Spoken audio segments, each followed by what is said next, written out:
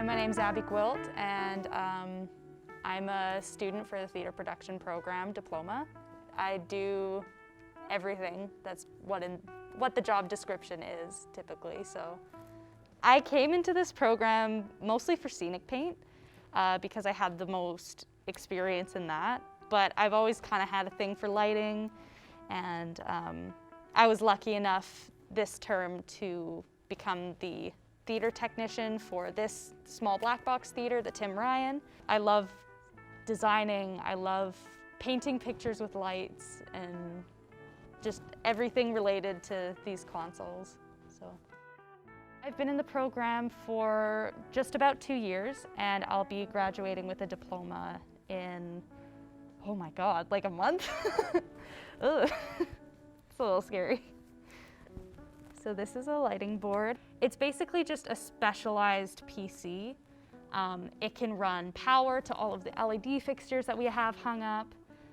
We can program specific effects. So for the last shows that were happening in the Black Box Theatre, I programmed a light to flash in different colors so it would look like a television screen reflecting on somebody.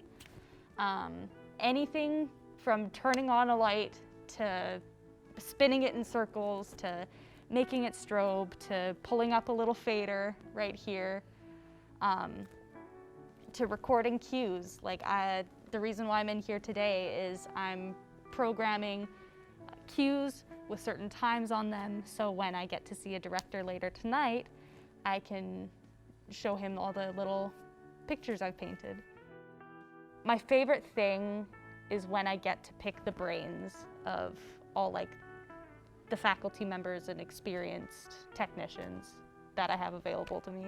So everyone thinks that it takes like a bucket load of creativity, but I think the most valuable thing that you can have as a technician is communication skills.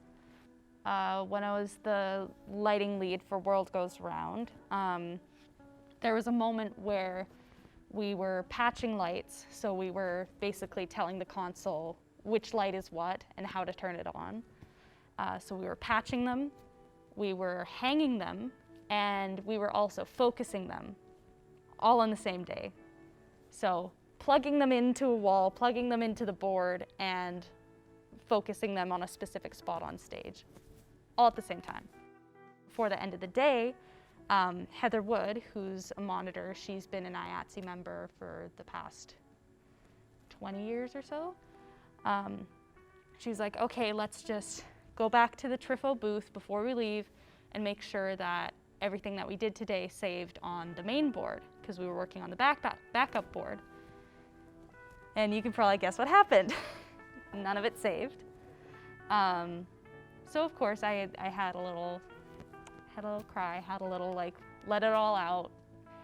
It was a very stressful day, and it just ended on a complete low note of we have to redo all of that work. And I just had a moment with Heather where she was reassuring me, like this is a one-time occurrence. You handled yourself really good in the situation. To be able to do those 3 things at once with very little preparation and doing it for the first time,